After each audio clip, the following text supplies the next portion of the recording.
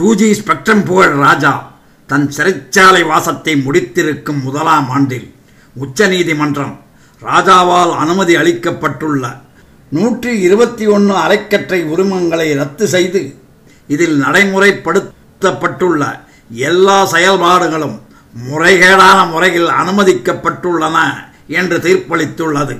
Chidambaram 2G அலைக்கற்றை உரிமம் வழங்குவதற்கு ராஜாவிற்கு அனுமதி தந்துள்ளதை விசாரிக்க வேண்டும் என்ற சுப்பிரமணிய சாமியின் கோரிக்கையும் விசாரணைக்கு வர உள்ளது. இந்த ஊழலை விசாரிக்கும் 2 உச்ச நீதிமன்ற நீதிபதிகளும் ராஜா பிரதமரின் ஆலோசனையை ஏற்றுக்கொள்ளாமல் நிதி அமைச்சரையோ சட்டத்துறையையோ கலந்து கொள்ளாமல் தன்னிச்சையாக முடிவை மேற்கொண்டிருக்கிறார் என்று தெரிவித்திருப்பது UPA தன் வாதப்படி ராஜா தன் இச்சைப்படியே செயல்பட்டுள்ளார் என்று கூறுவதை ஆமோதிப்பது போல் உள்ளது.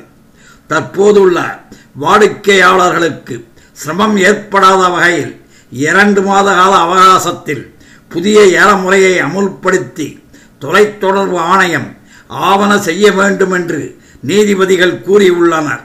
எடிசலாட், யூனிடெக், டாடா டெலிவிஷன் ஆகிய 3 நிறுவனங்களும் அதிக பலனை அடைந்துள்ளன என்றும் ஆகவே அவை 5 கோடி அபராதம் கட்ட வேண்டும் என்றும் நீதிபதிகள் தெரிவித்துள்ளனர். உச்ச நீதிமன்றம் ராஜாவை பற்றி குறிப்பிடும்போது தேசிய மூலதனத்தை தவறான முறையில் மிக மலிவான விலையில் விற்றுவிட்டார் என்று குறிப்பிட்டுள்ளார்கள்.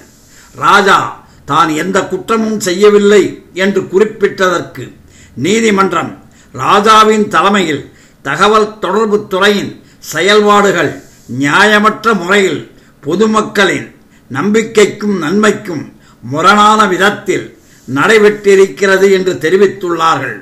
இவைகள் ராஜாவின் மீது உள்ள குற்றங்களை உறுதிப்படுத்தும் விதத்தில் உச்ச நீதிமன்றம் தெரிவித்துள்ளது. இந்திய நாட்டில் 1,78,000 கோடி ரூபாயை கொள்ளையடித்த கூட்டத்தை நீதிமன்றம் ஒருபோதும் விட்டு வைக்க கூடாது. மக்களின் பெயரை சொல்லி கொள்ளையடித்த கும்பலின் சொத்துக்களையும் உடனடியாக பறிமுதல் செய்ய வேண்டும்.